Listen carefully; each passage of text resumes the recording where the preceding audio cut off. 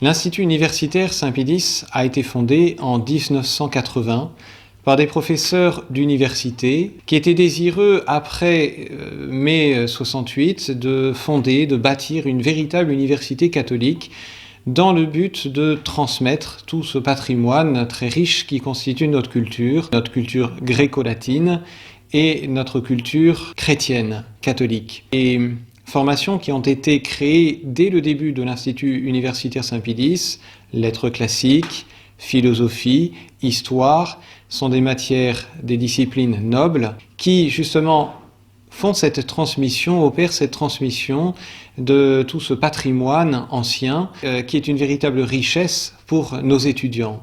Si vous voulez, ces formations ont un double intérêt. Tout d'abord, elles ont un intérêt de former l'esprit, de donner vraiment un esprit solide, de structurer l'esprit.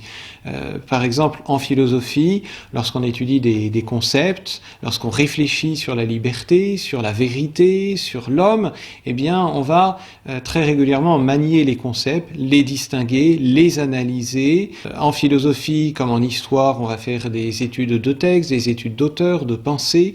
Donc, on va habituer l'intelligence de l'étudiant à prendre du recul sur un texte, à le décortiquer, à le décomposer, à le lire en profondeur. Et ça, quand on suit des études de cette nature pendant des années, il est évident que ça donne un esprit bien formé, une tête bien faite. Et d'ailleurs, un de nos anciens étudiants qui avait été pris en marketing, on l'avait pris parce qu'on lui a dit « vous avez une tête bien faite ». Alors, cela venait sans doute de sa bonne éducation reçue en famille, des études qu'il avait suivies avant de venir à l'Institut, mais aussi de ses études d'histoire qui avaient structuré son esprit.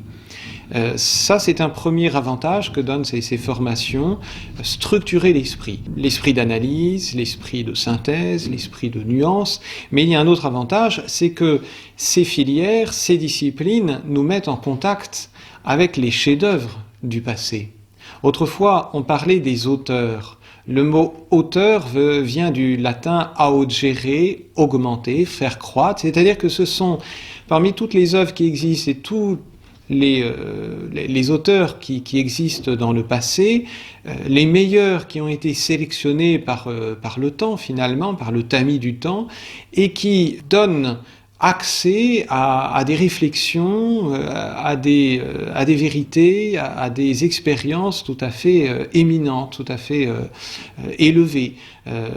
Par exemple, eh bien, quand on lit des œuvres de Platon, des œuvres d'Aristote, ou quand on lit Homère, quand on lit les œuvres de saint Thomas d'Aquin, quand on lit les œuvres de tous ces auteurs, ben, c'est un petit peu comme si on les entendait parler, c'est un petit peu comme si on les avait en face de nous et qu'on se laissait porter par eux, qu'on se laissait former par eux.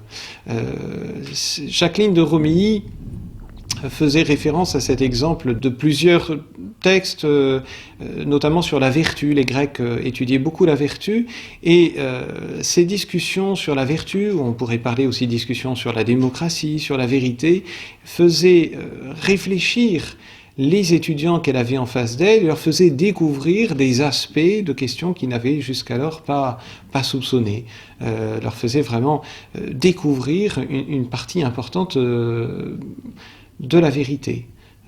Ou alors quand on lit, je sais pas moi, par exemple des œuvres littéraires, des grandes tragédies, des grands romans, ça nous met au contact d'une analyse du cœur humain, d'une analyse de la psychologie humaine qui est tout à fait éminente et qui affine l'esprit.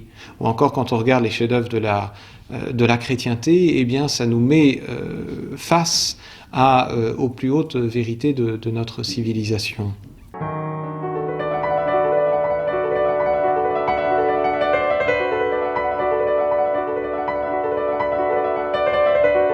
L'esprit de l'Institut Saint-Pédis, je dirais, est un esprit d'abord studieux. Le but de l'Institut, de ses filières, c'est, comme je vous le disais, de former des esprits, mais aussi de transmettre tout un patrimoine.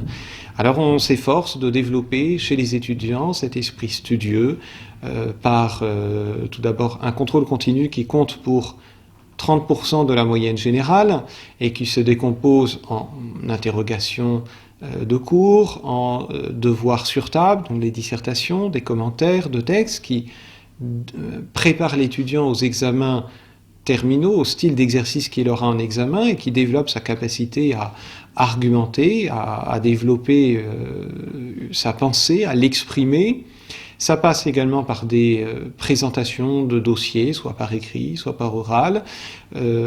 Ça passe également par l'absentéisme qui est interdit à l'institut. Tous les cours sont obligatoires, l'assistance à tous les cours est obligatoire, ce qui renforce cet esprit studieux. C'est un esprit aussi convivial, familial.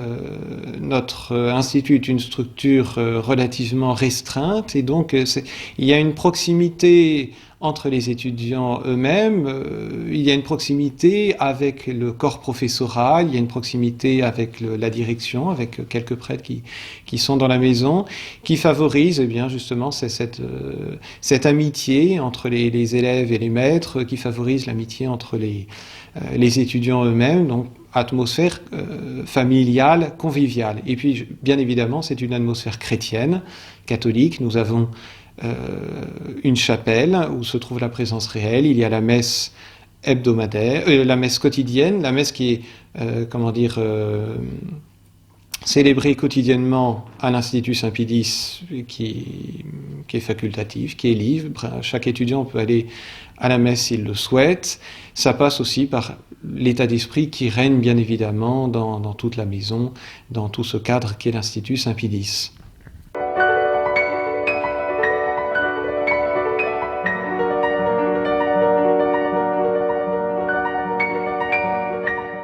À vrai dire, les débouchés professionnels à l'issue d'une licence sont innombrables.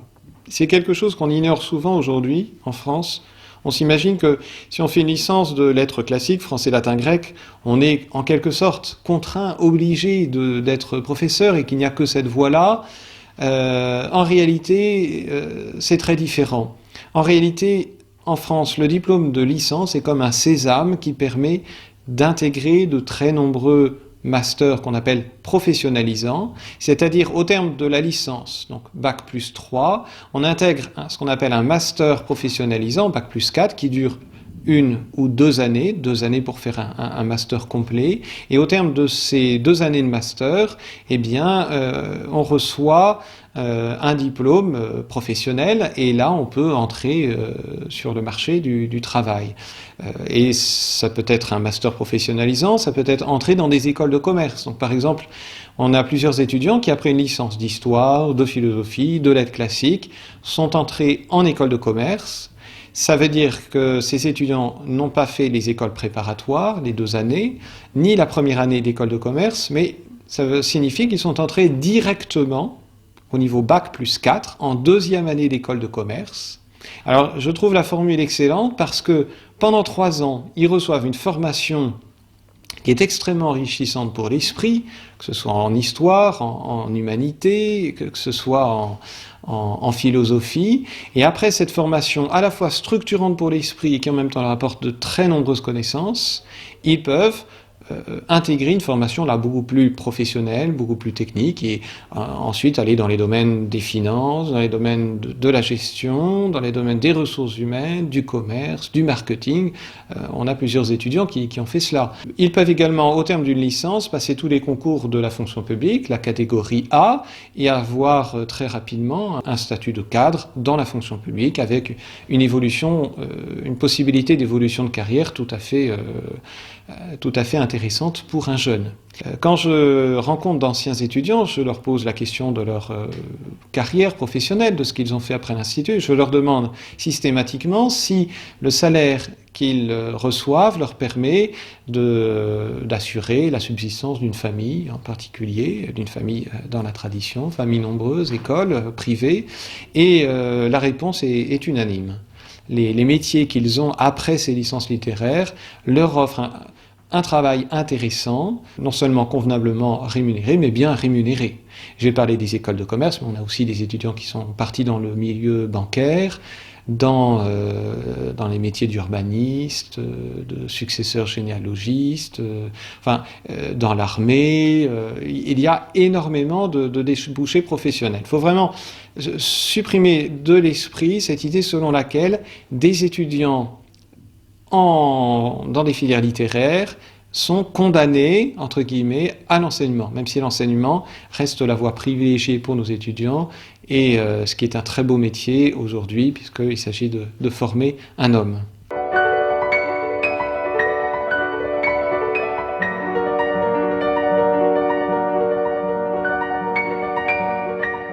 Comme je le disais tout à l'heure, les étudiants sont tenus d'assister à tous les cours.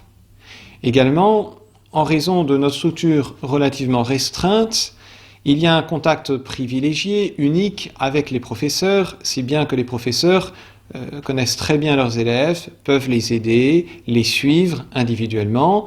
De même, nous envoyons à chaque semestre un relevé de notes aux parents avec des appréciations de professeurs, ce qui se fait assez rarement dans le domaine universitaire. Il y a également des professeurs qui sont chargés d'encadrer davantage les élèves.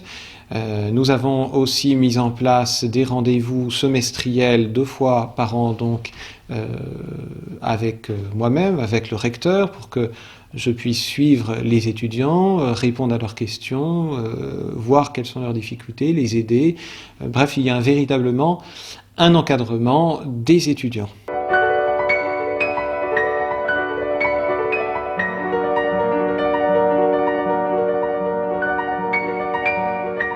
Nous avons, durant tous les lundis de l'année universitaire, des conférences sur des thèmes variés, des thèmes d'histoire, de philosophie, de littérature, de religion, de doctrine, d'éducation, d'histoire de l'art. C'est assez varié. Nous avons aussi, en général, 1 fois ou 2 par an, un colloque universitaire.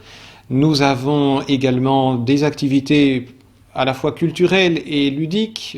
L'année dernière, avec des étudiants fin d'année, après les examens, nous sommes partis 1 semaine à Venise pour découvrir ce site extraordinaire de la ville de Venise. Là, nous projetons un voyage en Grèce qui pourra intéresser et les élèves de lettres classiques, et les élèves d'histoire, et les élèves de philosophie, notamment pour les philosophes antiques. Il y a des sorties de temps en temps avec les étudiants. Oui, il y a véritablement une vie, une activité en dehors des cours même de l'Institut Saint-Pédis.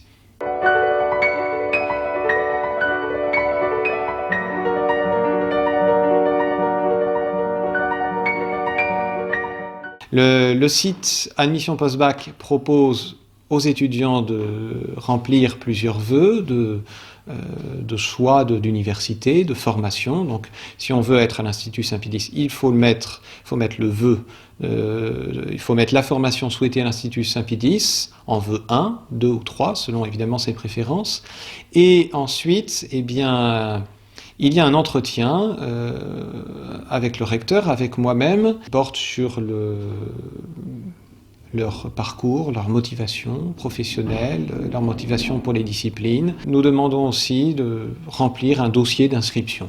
Mais pour tous les éventuels candidats qui n'hésitent pas à nous téléphoner, à prendre contact avec nous pour qu'on puisse répondre. L'inscription est de 2 800 € à l'année pour une licence normale, une filière normale, et de 320 € de frais d'inscription.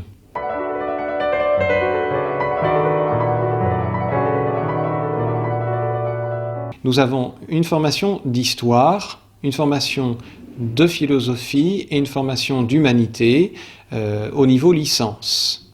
Et nous avons en outre 2 autres formations intégrées, beaucoup plus restreintes en termes de volume horaire, formation des maîtres et initiation juridique. Notre filière d'histoire est décomposée en enseignements qui portent sur l'histoire et en enseignements extérieurs à l'histoire, comme de l'anglais, comme de l'informatique, comme du latin vivant, comme une préparation à la vie professionnelle. Si je regarde les matières d'histoire, nous avons des matières d'histoire antique, des matières d'histoire médiévale, des matières d'histoire moderne et des matières d'histoire contemporaine, ce qui nous permet de balayer, si l'on veut, tout le champ de l'histoire à travers les 4 grandes périodes de l'histoire. Mais nous avons aussi des cours d'histoire culturelle, des cours d'histoire sociétale, comme on dit, d'histoire religieuse, d'histoire institutionnelle, d'histoire des idées politique, d'histoire des idées, pour non seulement avoir un regard sur l'histoire qui soit chronologique, mais qui soit aussi thématique, ce qui permet de se concentrer l'étude sur tel ou tel point. En plus de ces matières d'histoire, les étudiants en licence d'histoire sont invités à choisir une dominante histoire de l'art ou géographie, avec des cours d'histoire de l'art qui sont concentrés exclusivement sur l'art occidental du Moyen-Âge, de la Renaissance et de la période classique. Et puis, il y a également des disciplines annexes de l'histoire qui sont proposées, donc l'archéologie, de la paléographie, c'est-à-dire l'étude des vieux textes, des vieux documents, des chartes. Il y a également un cours d'anthropologie qui est proposé en 2e année. Donc, des disciplines qui viennent donner un autre regard sur l'histoire, un regard complémentaire à l'histoire. Toutes nos filières comportent aussi des enseignements de latin ou de grec. Pourquoi ? Parce que dès qu'on se penche sur notre passé, sur notre patrimoine, nous sommes amenés à rencontrer des textes en latin, des auteurs qui écrivent en latin, des sources qui sont en langue latine ou en langue grecque. Il ne faut pas oublier, pour vous donner un seul exemple, qu'en Hongrie, jusqu'au XIXe siècle, les textes officiels étaient encore rédigés en latin. Ce n'est qu'un exemple parmi bien d'autres. Et en France, on le sait, c'est à partir de l'édit de Villers-Cotterêts au XVIe siècle. Dans notre filière humanité, dans notre licence humanité, nous avons 2 parcours. Un parcours lettres classiques et un parcours lettres, culture et patrimoine. Le parcours lettres classiques est un parcours lettres classiques, je dirais on ne peut plus classique, c'est-à-dire français, latin, grec, langue et littérature française, latine, grecque, auxquels s'ajoutent des cours de civilisation, des mondes antiques, de la Grèce et de Rome, de l'Empire romain, la République romaine, et également des cours d'histoire culturelle, de la philosophie antique, de la philosophie grecque, de la philosophie romaine, des cours d'histoire des idées politiques, des cours qui viennent donc là aussi apporter un regard complémentaire, notamment un cours d'archéologie, pour permettre d'avoir une vue plus complète de la civilisation antique. Dans le parcours lettres, culture et patrimoine, qui est un parcours d'excellence, nous avons ajouté aux matières du parcours lettres classiques des enseignements de philosophie et d'autres enseignements d'histoire de l'art ou de géographie. L'idée un petit peu est de se rapprocher de la diversité des matières qu'on trouve dans les écoles préparatoires littéraires, mais de les échelonner avec nos propres programmes sur 3 années consécutives. Donc, ce qui permet à des étudiants plus motivés, plus doués, avec un meilleur dossier scolaire, de continuer l'étude de ces grandes disciplines et d'avoir au terme de 3 années une formation très complète en littérature, en histoire, en philosophie, en histoire de l'art, ce qui est un atout ensuite pour les études à poursuivre, ce qui permet de se réorienter, puis ce qui permet bien évidemment d'augmenter sa culture générale et d'avoir une véritable formation complète de l'esprit. Notre 3e filière, philosophie, a 2 axes, si l'on peut dire. Tout d'abord, les matières classiques de la philosophie, une étude de la philosophie de la nature. Qu'est-ce que la nature ? Quelles sont les 4 causes ? Qu'est-ce que le mouvement ? Qu'est-ce que le monde qui nous entoure ? Qu'est-ce que le cosmos ? Des enseignements de psychologie sur la nature de l'homme, la nature de l'âme, la nature de l'intelligence, le fonctionnement de l'intelligence, le fonctionnement des passions, de la volonté, la liberté. Nous avons également des enseignements de philosophie morale, d'éthique. Qu'est-ce que la philosophie morale ? Qu'est-ce que la vertu ? Qu'est-ce que la moralité ? Quelle est la béatitude de l'homme ? Des enseignements de métaphysique. Qu'est-ce que l'être ? Qu'est-ce que le bien? Qu'est-ce que le mal? Y a-t-il, je dirais, un pilote dans le navire? C'est-à-dire, y a-t-il une cause première à toute chose? C'est la question de Dieu vue par la philosophie. Il y a des cours de logique. Ça, voilà un petit peu, si vous voulez, pour les grandes matières philosophiques. Et puis nous avons, comme deuxième axe, dans cette filière de philosophie, des enseignements qui portent sur l'histoire de la philosophie. Les Grecs, les Romains, mais ensuite l'histoire de la pensée chrétienne, les philosophes arabes également, du XIe, XIIe siècle, la philosophie moderne et la philosophie contemporaine, pour que, là aussi, à l'issue de cette filière de philosophie, les étudiants aient parcouru les grandes étapes de la réflexion philosophique. Voilà pour nos trois grandes filières. Alors, nos trois grandes filières contiennent, comme je le disais pour la filière d'histoire, des enseignements de latin, des enseignements d'anglais, d'informatique. Ils doivent aussi choisir des options. Alors dans d'autres disciplines, donc si on est en philosophie, ils peuvent choisir des options en histoire ou en lettres, s'ils sont en lettres, en humanité, en histoire ou en philosophie, et ainsi de suite. Et puis il y a également une préparation à l'insertion dans le monde professionnel. Alors, il y a plusieurs aspects, j'en souligne deux. Au premier semestre, il y a 6 conférences données par des anciens de l'Institut sur leur parcours professionnel après l'Institut, ce qu'ils ont reçu en Institut, ce qui leur sert dans leur vie professionnelle, et enfin ils font une présentation de leur métier et des métiers afférents de leur secteur professionnel.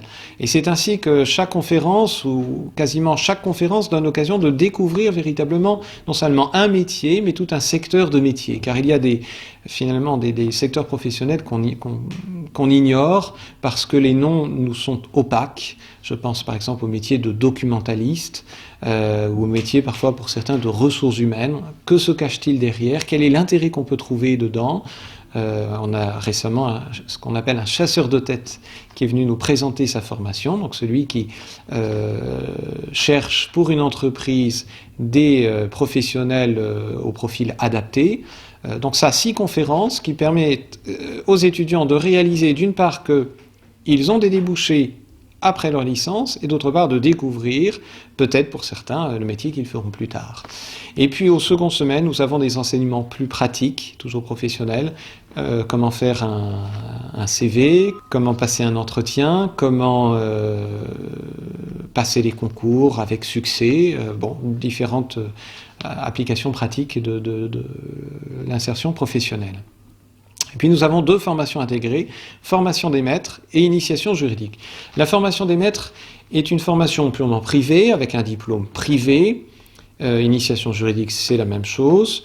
La formation des maîtres a pour but d'aider les étudiants qui se destineraient à l'enseignement à acquérir un certain nombre de connaissances théoriques et pratiques qui leur faciliteront l'entrée dans la vie d'instituteur, de maître, de professeur.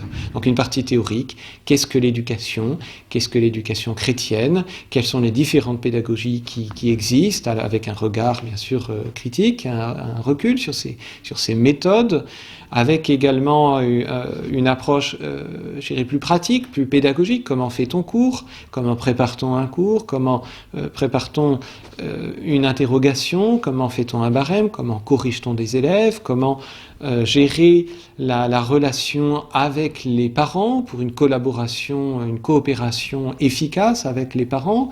Comment gérer la discipline dans un cours? Enfin, les aspects pratiques, de même la décomposition d'un programme, notamment pour le primaire, des aspects pratiques pour, je dirais, mettre le pied à l'étrier de ces futurs maîtres d'un enseignement primaire ou secondaire. Et puis, à ces enseignements se joignent un cours de philosophie de la connaissance, disons un cours de psychologie, pour permettre à ces futurs enseignants qui formeront des hommes de mieux connaître la nature même de l'homme, justement, et comment fonctionne une intelligence, une volonté, une psychologie humaine.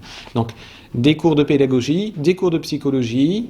En deuxième année, des institutrices viennent préparer les candidats à l'enseignement primaire à l'enseignement dans l'enseignement primaire.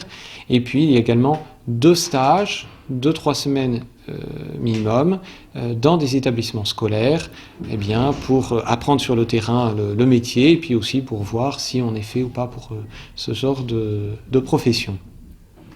Quant à l'initiation juridique, c'est une formation en 3 ans, à raison de 3 heures par semaine, avec un cours de philosophie du droit à raison d'1 heure par semaine, et puis ensuite 2 heures chaque semestre sur une discipline du droit, alors cours de droit privé, cours de droit public, cours d'histoire du droit, droit des sociétés, des entreprises, droit fiscal, droit pénal, pour permettre aux étudiants d'avoir une connaissance juridique qui, au-delà de cette formation supplémentaire qui leur est apportée, qui leur est donnée, au-delà de la méthodologie nouvelle qu'ils acquièrent, leur donne aussi une formation qui les aidera à mieux réussir des concours qui demandent une connaissance juridique ou à mieux intégrer des formations qui, justement, font appel à un minimum de connaissances juridiques. Donc là encore, c'est pour les aider aussi dans leur insertion professionnelle.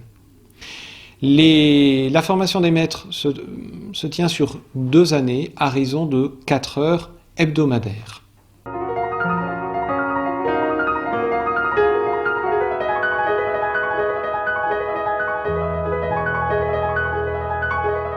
Les professeurs sont-ils tous prêts? C'est parfois une question que me posent certains jeunes ou que se posent certains jeunes quand ils voient un prêtre, un ecclésiastique diriger cet établissement. Non, la grande majorité de nos professeurs sont des professeurs laïcs qui enseignent en université, publique, privée, dans des établissements scolaires, secondaires, dans des prépas, qui enseignent ailleurs ou simplement à l'Institut universitaire Saint-Pie-X. Il y a quelques prêtres qui enseignent, dont un de nos anciens qui a suivi ici des cours d'histoire, qui donne des cours d'histoire, il y a des professeurs qui donnent des cours de philosophie, mais la majorité des cours est donnée par des professeurs laïcs.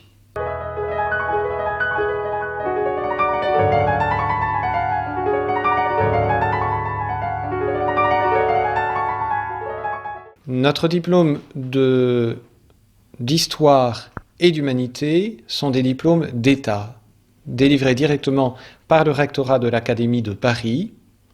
Cela signifie donc que ce sont des diplômes européens, valables partout, dans toute l'Union européenne. Donc ça signifie qu'un étudiant qui a ce diplôme donné par le rectorat de l'Académie de Paris peut s'inscrire dans toutes les formations qui demandent une licence. En revanche, notre filière de philosophie ne dispense qu'un diplôme privé, ainsi que notre formation des maîtres et notre initiation juridique. Depuis 2001, l'Institut Saint-Pie-X fonctionne avec le système du jury rectoral, comme l'Institut catholique de Paris, comme l'ICES, comme l'IPC, comme d'autres instituts privés. C'est-à-dire que le recteur de l'académie correspondante nomme un jury avec un président du jury et des professeurs du jury qui sont nommés par le recteur de l'académie correspondante, mais sur proposition du directeur de l'établissement.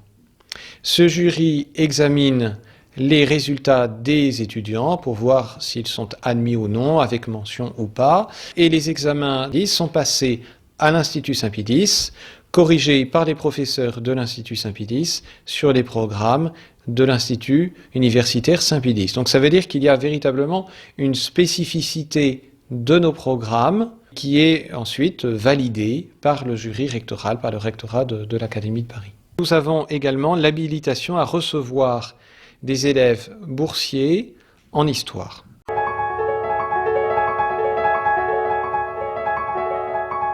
Certains parents de nos milieux, de la tradition, s'interrogent sur l'opportunité d'envoyer leurs jeunes gens, leurs jeunes garçons, leurs jeunes filles à Paris, alors qu'ils habitent la province, et disent est-ce qu'il est bien prudent d'envoyer ma jeune fille de 17-18 ans à Paris, loin de nous?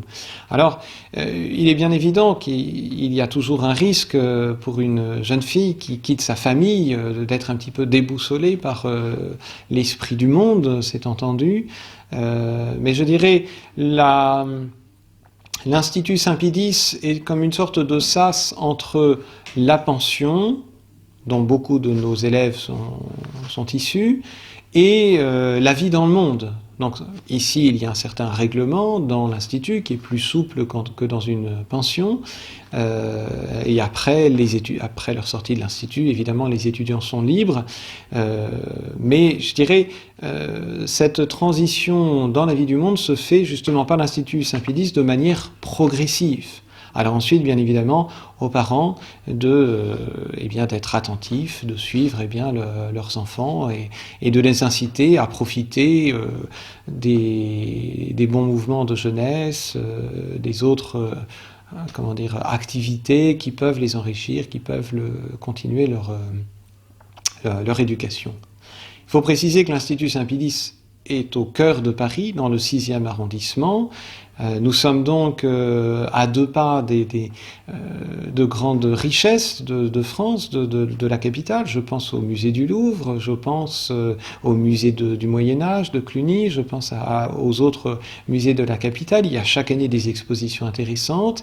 Il y a des monuments religieux. Il y a la rue du Bac à 10 minutes à pied de l'Institut Saint-Pédis, où les étudiants peuvent aller aussi prier la Vierge Marie. Il y a Saint-Nicolas du Chardonnay non loin d'ici. Il y a donc de quoi recevoir beaucoup dans cette ville de Paris. Il y a de quoi se faire de nombreux amis. Il y a vraiment une richesse dont il faut savoir intelligemment, prudemment profiter.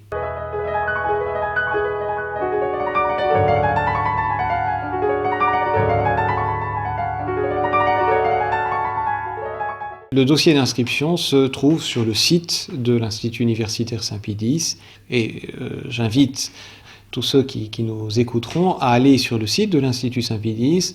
J'invite tous ceux qui nous écoutent à aller sur le site de l'Institut Saint-Pédis et à lire tout ce que nous avons pu déposer sur notre site. Ils y trouveront de nombreux renseignements que nous n'aurons pas pu donner dans cet entretien. Le dossier d'inscription se trouve également, on peut le retirer sur le site de l'Institut universitaire Saint-Pédis. Je précise que pour la licence Humanité, Parcours, Lettres, Culture et Patrimoine, les frais de scolarité sont de 3 400 €. Pour la formation juridique seule, l'initiation juridique ou la formation des maîtres seule, la scolarité est de 750 €.